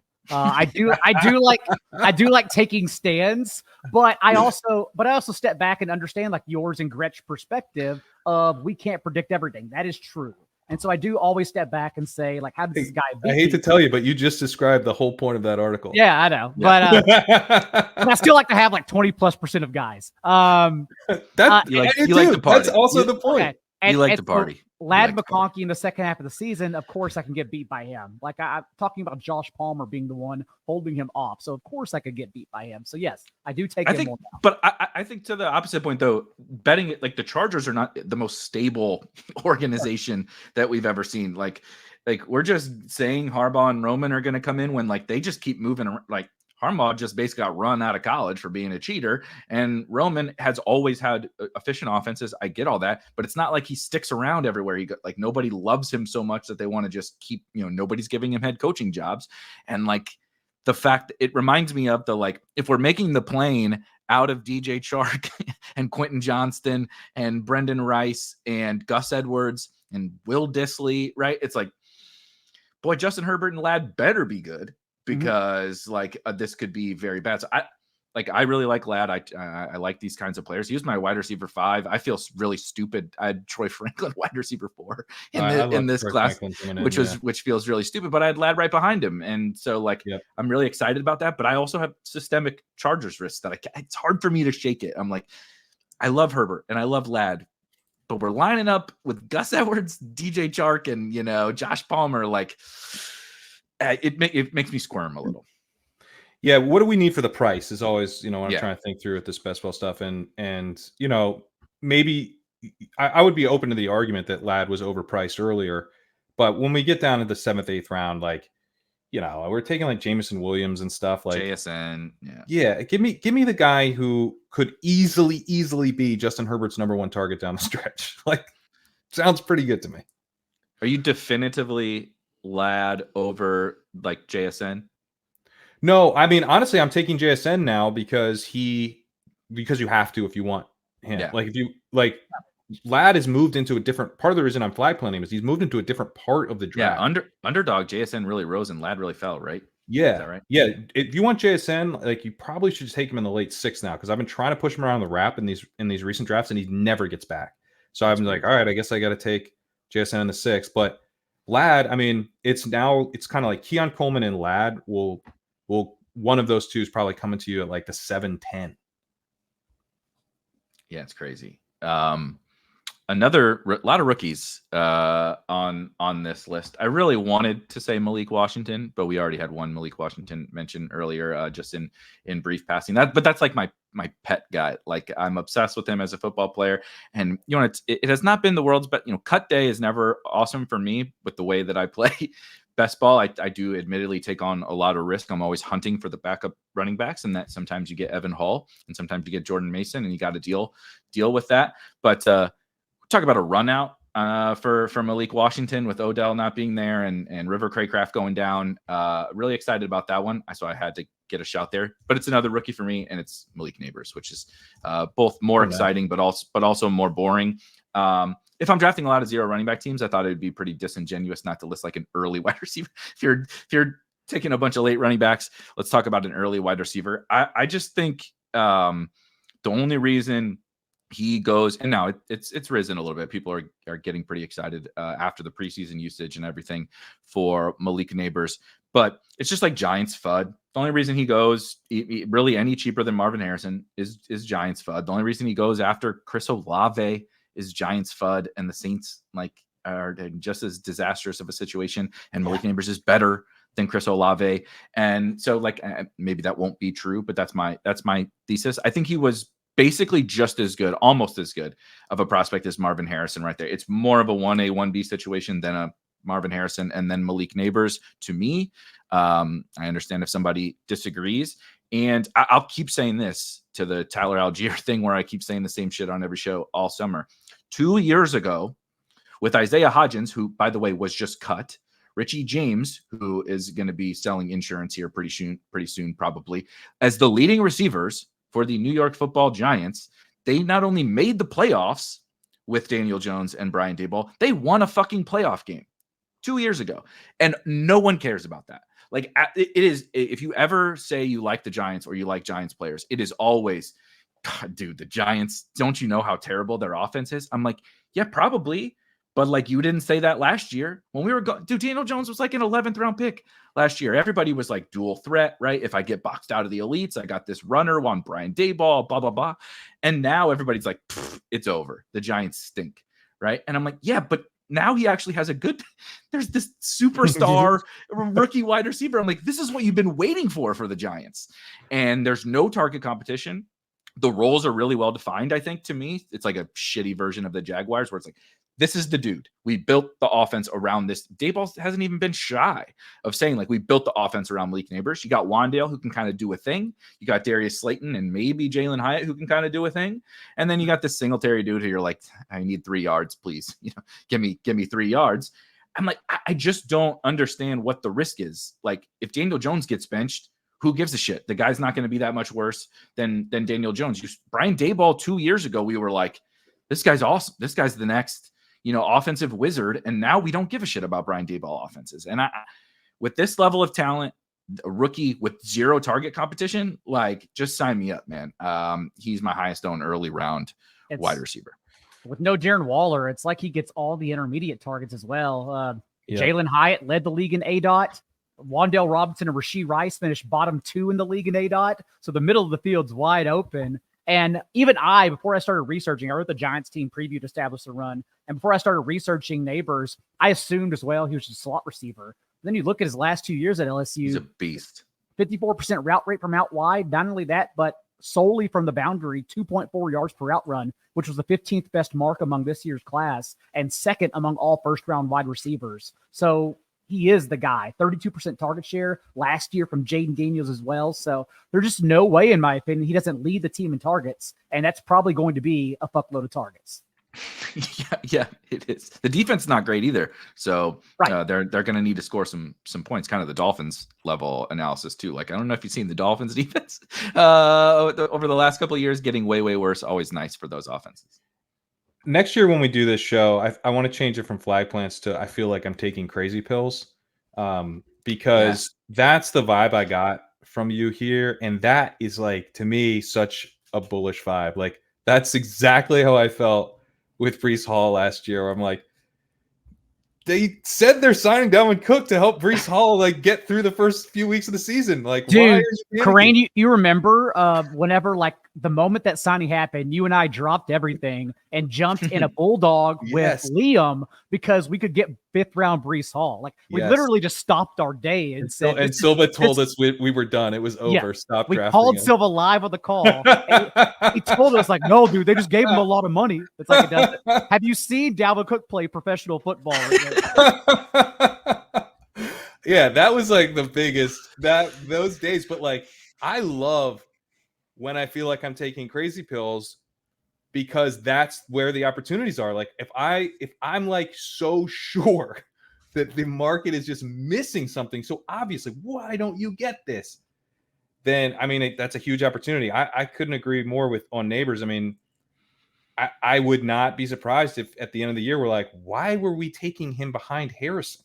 Yeah, it's a cleaner setup for targets, and like mobile quarterback coming off a big injury, it's like, how different was it? We believe in the offensive coordinator, it's like, it's a discount that maybe shouldn't be there. And the reports out of him from training camp are, like, truly special. Aren't they unretiring a number to give it to him? First time it's ever happened in Giants football history. They unretired a number to give it to him. That's crazy.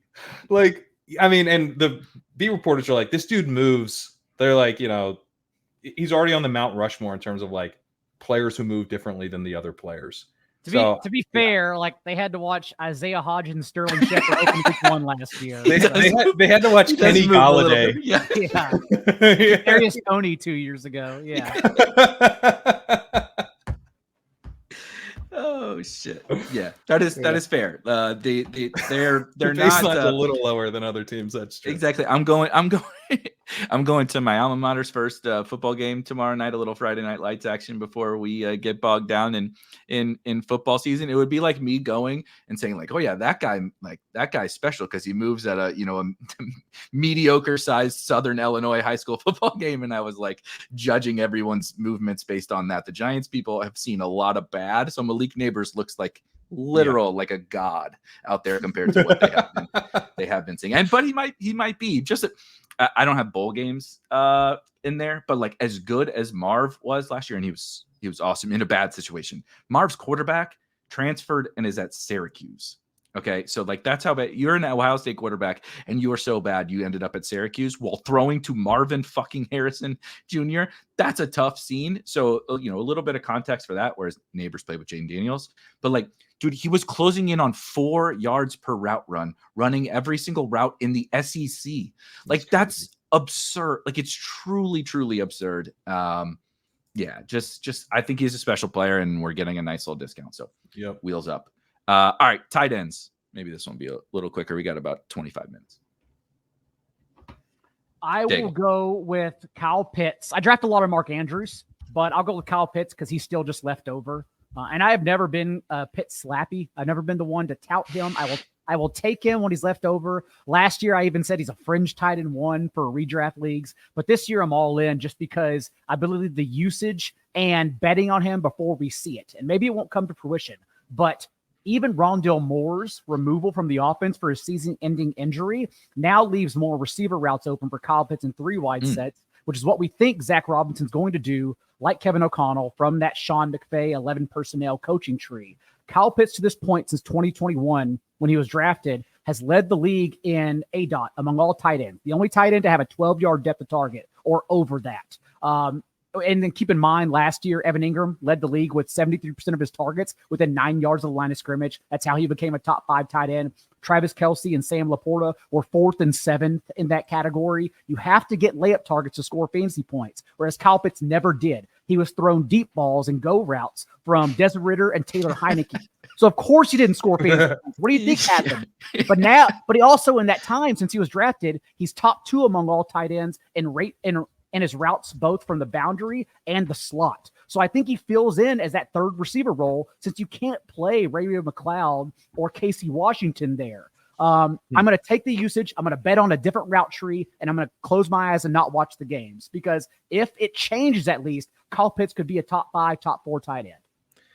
This is like the shift changeover at like a mine. We're all heading out. You guys are kind of coming in. The mine called like betting on Kyle Pitts before we see it. Covered in dirt and soot. We're just angry as shit, right? You're just like and Daigle's coming down like Daigle's all fresh. How's your shift, man? Like fuck off, Daigle. But maybe you guys will strike gold down there. I don't know, but I am taking Kyle Pitts, and in part because you guys like you and Leone who like weren't like fully in the way like me and Gretch and everything were before. But you guys are like in now, so it's like all right, I can't give up, and obviously the offensive upgrade is so big. But I'm gonna say Mark Andrews actually. So thank you for leaving him for me because. Love him too.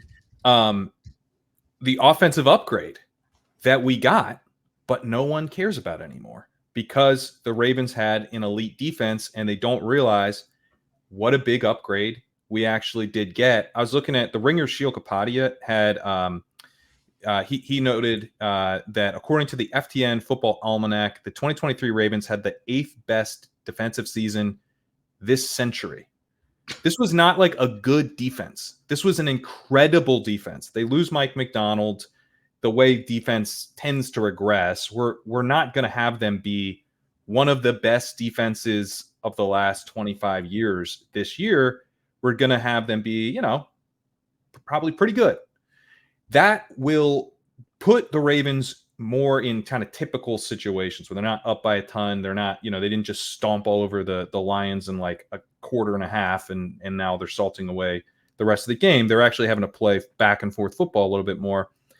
When they had Greg Roman from 2019 through 2022, they had a -6 pass rate over expected. They were -4% on first down. That's very similar to the Mike Vrabel Titans. Last year, they were at -5% on all plays, -2% on first and 10. So actually, the little less conservative than the Greg Roman Ravens were. Under Todd Monken last year, they jumped to a 1% pass rate over expected, 4% on first and 10. That's a lot more similar to the Eagles last year, who had 0 and 5%. This isn't going to be like an aggressive passing all the time offense, but it's an offense that is willing to attack downfield. They're willing to take to the air when they need to. They're willing to light teams up through the air when required. I think it's going to be required a lot more. They're not going to They're not going to hide from the passing scripts like Greg Roman did at times. It just creates a more bullish situation for Andrews than last year, and yet he comes with a big discount from last year. Andrews himself remains an elite player. You know, we talk about Garrett Wilson and like needing to apply context to some of these stats. I completely agree. Garrett Wilson is a great pick, but Mark Andrews is just coming off a season where he was tight end 1 in open score. He was tight end 1 in open score the year before that, and the year before that. This dude's elite at getting open. His opportunity could potentially spike this season for the first time in his career outside of a weird run with Tyler Huntley. So unlocking Mark Andrews and getting him at the cheapest really he's ever been just is, to me, potentially one of the keys to the season. Before Fun he fact, go ahead, Daigle. Before he cracked his fibula, Andrews in week 11, he was the tight end 1 in points per game and 2nd in red zone targets. What I wrote is that I truly believe he leads all tight ends in touchdowns. Even Zay Flowers only had 1 end zone target in the 11 games that Mark Andrews played. So, yeah, I mean, for all the reasons you mentioned, I'm very high on Andrews. The other funny thing, like you were talking about the defense, and then Mark Andrews and mentioning his crazy run to end the year with Tyler Huntley in 2021, 2022, whatever, a couple years ago, when Lamar got hurt. 2021. Well, you know, those your both of your 2 points came together in that season. He didn't even need Lamar. Yeah. He's so good that he didn't need Lamar Jackson. He just needed the pass rate to spike. And that's, if you remember leading into that summer, it's so funny. It's the same shit. The whole conversation was that was a Greg Roman offense. It was the Ravens run too much. The Ravens run too much. Yep. They're never going to, you can't take 4th round or whatever Mark Andrews. The Ravens run too much. And it's like, yeah, if everything goes according to plan, maybe that is true. But when you just bet on the superstar talent, and sometimes things play out in a way. And that year, I mean, Jesus Christ, their whole secondary got hurt, right? Like the defense collapsed. Like all you did in DFS that year, I'll never forget. Like I was at the DraftKings live final, and we like everybody played. They weren't playing. This was Rodgers on the Packers back then. Nobody was playing Aaron Rodgers, but Devontae Adams and MVS both were like the 2 highest wide receivers because they were playing against the Ravens secondary, and they lit him up. They Aaron Rodgers just absolutely lit him up, and then Andrews on the other side dropped like 35 because the defense was terrible. He doesn't even need elite quarterback play because he's that good. But he might get it. His quarterback won MVP last year. Yeah, that's why he's got 2 MVPs. Crazy. My tight end, I kind of alluded to it earlier. We're clearly an elite tight end gang around here, but is George Kittle. It triggers me. The tight end thing is so hard for me because I kind of like all the elite guys. So I'm like, this guy's my flag plant, but I'm just like kind of flat across all the like from not Laporta so much, and I'm a little under on Kelsey. I'm a little more Daigle-ish there, but like Trey McBride to Brock Bowers, I'm like, and even Kelsey, like I just want all these guys. Mm-hmm. So I'm trying to figure out my final drafts exposure-wise, but I think George Kittle, to my point earlier, is the most underappreciated best ball tight end that exists. I totally understand if you don't want to draft him in your managed leagues because the 2 and 3 point games really do hurt you at the tight end position. They're more annoying. You feel like you chose them a little more. It's annoying when he hits, he wins you the week, but like he's only going to do that 2 or 3 times. And so but he's so 4 or 5 times you're going to get the 2 or 3, and 2 or 3 times you're going to get the 25-30, and then you get a bunch of mush in the middle.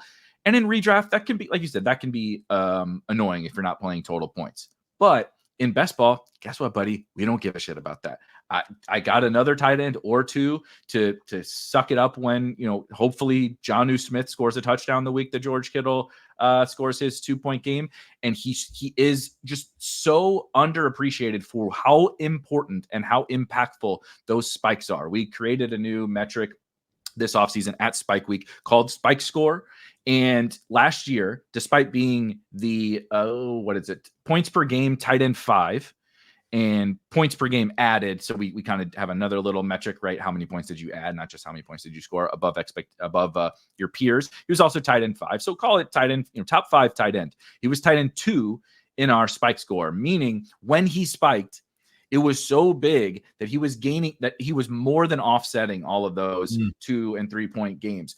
He was basically neck and neck with Sam Laporta. So and they gapped the field. Our spike score is like a raw total points type thing. And Sam Laporta was at an 11. George Kittle was at a 10.5 and Travis Kelce was at 8. And so a huge spike scores. A lot of the quarterbacks are up in the 20s, 25s, 30s.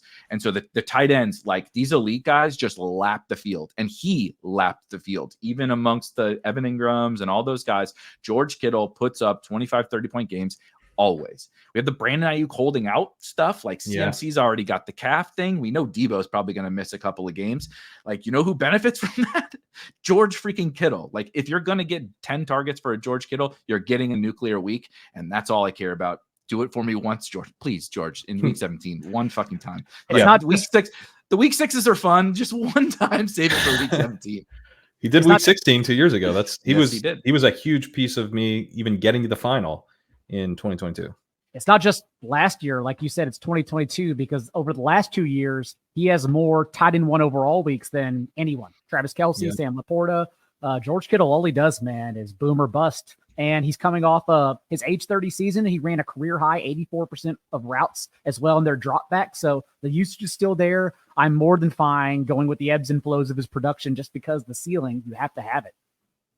100%. Let's get on to the rookies. Daigle. Do people realize how good Rome Odunze is?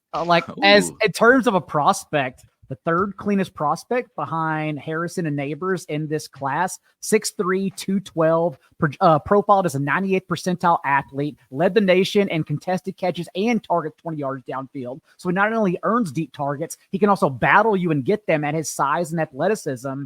And I've treated him kind of like a Ty Chandler, a Tyler Algier, and that, yes, maybe it's flex appeal early on, but his range of outcomes includes being the wide receiver 2 and overthrowing Keenan Allen on the final year of his contract altogether. Not only that, but like I love schedule analysis in the opening part of the season, because you can kind of see where teams are set up to fail or be good. Like the Titans, the first month is impossible. We're not going to get production out of the Titans until after September. But for the Bears, 7 of their first 8 games come against defenses that finished in the bottom half of the league and EPA per play allowed last year. So the run out is just so good for Odunze as a contingency wide receiver, which a lot of people don't think about. I've drafted him as my most rookie. I love it. That's a great one. So Pat cheated and did his rookie with Drake May earlier, and the pups are not happy about it, is what I can. They're not happy. Yeah. He cheated the game, and I cheated the game. I'll jump to quarterback. Yeah, I'll say Anthony Richardson, who is dropping now in underdog drafts. He's dropping into the 6th regularly, sometimes the late 6th. This dude is really easy to pair with. If you tried to do Andrews Lamar and that didn't work. I did a Zay Flowers Lamar, and then I got Anthony Richardson. If you don't do that, you can get Jaden Daniels to help cover that. But like Richardson pairs really nicely with some of these elite weapons, because you're just like betting on him to just week in, week out fill that quarterback spot given his rushing floor. But I also think he does have some real upside as a passer. I think with Shane Steichen, who is a really, really bright offensive mind. Like this guy, I am betting on Shane Steichen, and I'm betting on Anthony Richardson.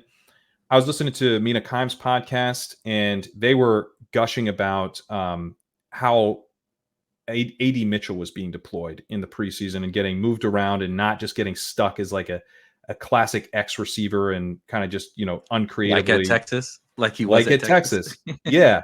And one of the things I like about Richardson is that you can stack him with A.D. Mitchell. You can stack him with Josh Downs, and both guys are very cheap. You can do it. You can do it with both of them.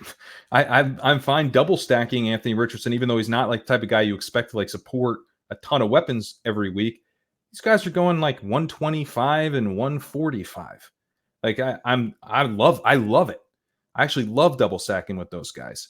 But the bigger thing is that I think people like the perception of his preseason play was kind of negative, But I was listening again on this Mina Kimes podcast. Like Ali Connolly was talking about how his footwork and everything was like night and day better. That this dude is like kind of got a shocking understanding of the system that he's in now. That this is a complicated system that it really takes like a full off season to get your head around it. And he's kind of demonstrated in some ways that he has.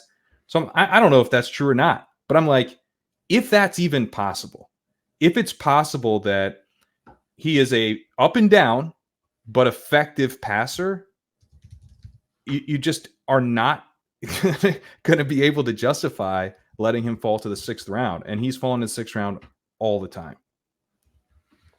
time. He's such an interesting one where I think the sample is so small, but people will draw major conclusions from it because it confirms the like prospect profile bias that he's not a very good passer and he's just this like mutant athlete. And like we forget he was sometimes a good deep ball thrower though in college. Yeah. I think people, but like he couldn't throw a screen and he wasn't interested in throwing checkdowns, right? So it's like he's bizarrely bad at short passes. It's like kind of hard to be that bad when like your career profession and you've been doing this since you were a little guy. Like don't you ever just like throw short passes to your friend like to warm up? Like does he airmail it over like when the quarterbacks go get warmed up, right? And they're throwing to the backup receiver. Does he like throw it over their head or like into the ground? I don't get why can't he complete that one? But my big thing with like him is like I prefer some of the quarterbacks to go a little after him, the Jaden Daniels of the world, like from point per dollar perspective or whatever we want to say it. But like there is a level of ceiling to Anthony Richardson if he just gets better as a passer, like we saw with Josh Allen, like we saw with Lamar Jackson. Hurts. Like no Jalen Hurts. You don't just like come in and you're a finished product as a 21-year-old in the NFL. And in fantasy, a lot of the time, sometimes we swing too far the other way. Cough, Kyle Pitts, where we just think it's gonna, you're gonna be a superstar. But then the other side happens where people are just like, he only runs, right? He's only going to be a runner. Maybe he'll hit some home runs. So he's never going to be a good passer. It's like, why the fuck not? Like, what? Since when does every 21-year-old we're just okay? We saw 3 games. We saw 2.5 games or whatever. Like, what are we doing? Why do we make such definitive statements on certain guys right away? Yeah, and what does the price ask? Right, the price asks basically in the 6th round. To me, the price asks that he is just running constantly. But if he's which I think he will run a lot, but it doesn't really ask for a big step forward as a passer. If you get it, it's going to pay off in a huge way. All right. Mine super quickly is there's so many fun rookies. I'm going Ray Davis here for the Buffalo Bills. I was a pretty big, now he's about as old as the 3 of us are. So let's go ahead and take that with a grain of salt, but we're in the era. Combined. We are combined. Yeah, he is older than that offensive coordinator we were talking about before. But what I will say is this is just the weird era where like with the COVID year and with NIL and all that kind of stuff, we got a lot of old dudes coming into the NFL. The dude holding back Troy Franklin is quite literally 26 years old. Like Troy Franklin is behind a dude who is approaching I think he turned 27 this fall. I'm not kidding. Vele or whatever. Vele, Ben Albright loves Vele. I haven't seen him. There's 27 in December. Turns 27. Jesus, Troy Franklin's 21. So anyway, but Ray Davis is old. Okay, he's 23. He turns 24 this year. But one thing, Pat, you and I have definitely talked a lot about. We've hit on throughout the course of this show, but just like the fragility of guys in front of you on the depth chart. And I don't think James Cook is like fragile in a way that like James Cook's going to disappear. But James Cook is kind of reminds me of not in the exact same stylistically thing, but like a DeAndre Swift or a Ken Walker or something like that, where like they're good at something, but they're very far from perfect. And like sometimes those guys like will keep a role, but not necessarily like hold on to this. Like we're expecting pretty big things from James Cook going in the 50s on ADP on all these sites. And like, you know what Ray Davis does? Like he just gets the job. He does all that. James Cook doesn't necessarily do that. Everything that James Cook doesn't do, like get what's blocked, right? Like catch the touchdown, buddy. Like actually catch the ball. He was open though. He got open. That's true. And we love the guys that get open. Ask Javon Baker. But I think Ray Davis is just that dude who is just good at football. Like goes from Temple, right? A shitty school in the American, running for almost 1,000 yards on a bad Temple team as a true freshman in college football. Transfers, goes to Vandy. I don't know if anybody's seen the Vandy football team over the years. It's a disaster, right? They're in the SEC by name only. They're like a mid-major school. They get pummeled. To put up 1,000 yards rushing and average almost 5 yards a carry at Vanderbilt is like, it's like hard to fathom how good that is. Like he's playing Bama and shit. And like he has accountants, his quarterback is an accountant or whatever. Like they're awful. And he was that productive. Then goes to Kentucky, a little better school in the SEC, and was incredible last year. Workhorse profile, right? Catches passes, never leaves the field, pass protection. It's like those guys who like carve out a role period day one, and then can like, all of a sudden James Cook is playing like 30% of the snaps. And Ray Davis is like the new Devin Singletary for the Buffalo Bills. So those are my kind of guys. And he's super duper cheap in drafts, like in the 160s and 170s. An 80th percentile target share in college, averaged a full reception more per game than James Cook did at the collegiate level. And where they're really trying to take Cook off the field, as they showed last year, is inside the 10, all the touchdown equity. And Davis at least has 15 pounds on James Cook. So maybe he does have that role. So yeah, I like Davis a lot. All right. We got one last one to go. Let's just, the out is hard. So we gotta, I was just going to say, we have an actual hard out. Just give it to me, Daigle. No, we don't need to debate it. Your strategy take. Elite quarterback, an elite tight end, elite quarterback preferably, and that stretches all the way to Anthony Richardson and Kyler Murray. After Kyler Murray, that's going to get a little more get a little bit more skeptical, Jordan Love included. But with Richardson and Murray having high rushing floors, that's the area I'm trying to target. Pat, I love that. I am going to say in drafts right now, I've been doing a ton of zero running back all year, but one of the things that I'm really pivoting to in drafts to close things out is hero running back builds. And in particular, what this means is I'm really prioritizing getting more Achane, who I have a lot of, but he's a big part of what I'm doing in the mid to late second round. I have reached for him at the 1-2 turn just to have a little fun and live life in a way that I enjoy. But I also am starting to take Breece Hall at the 104 in a decent amount of these final drafts. One of the things that jumped out to me when I wrote up his legendary scenario is that like we're talking about, what if Bijan Robinson gets used in a Christian McCaffrey type role? Breece Hall just was. He had 76 receptions. McCaffrey had 83 last year. He's already being used like their Christian McCaffrey. He had a massive jump in receiving usage last year, but he was playing with Zach Wilson. Like in his last 5 games, he had 25.2 PPR points per game. The offense was a disaster. I'm not even talking about the fact that he's coming off a torn ACL, but helps that he has a healthy offseason too. And now he gets Aaron Rodgers. The bar is so low for what Aaron Rodgers has to add to this offense for Breece Hall to take another step forward. I really do think that like the fact that he was ever going at like the 107, 108 is going to look pretty silly next year. And Aaron Rodgers, yes, but also Tyrod Taylor was the Giants' best quarterback last year. He is such a significant upgrade sneakily over anything else the Jets had last year. It's a good point. Yeah, the bottom can't really fall out in the same way. Yeah. I love that like as a sneaky little like thing about, especially when we're paying heavy prices for guys. It's like, what does the bottom look like? If the bottom's Zach Wilson, it's like, dude, 60-something quarterbacks play like most football seasons, so you're probably going to get the backup like on a lot of teams. If it's Zach Wilson, that's really bad. If it's Tyrod Taylor, you're like, we're good. It's totally fine, right? Like look at Minshew. Mine is obviously I would say normally zero running back. There's a new thing, sandwich. The sandwich build is what I've been really doing. It's a little bit similar to Pat's stand, where it wouldn't be like probably technical zero running back. I'm taking some form of running back earlier than what a zero running back build would dictate. And I'm taking just like maybe one less wide receiver. So say 4 wide receivers through 10 or something like that. But the late rounds are so damn bad at running back. And like we talked about the Algiers and the Ty Chandlers and all those guys in that beautiful, beautiful range. I kind of want to be done by the Algier Ray Davis. I want Ray Davis to be my last running back now.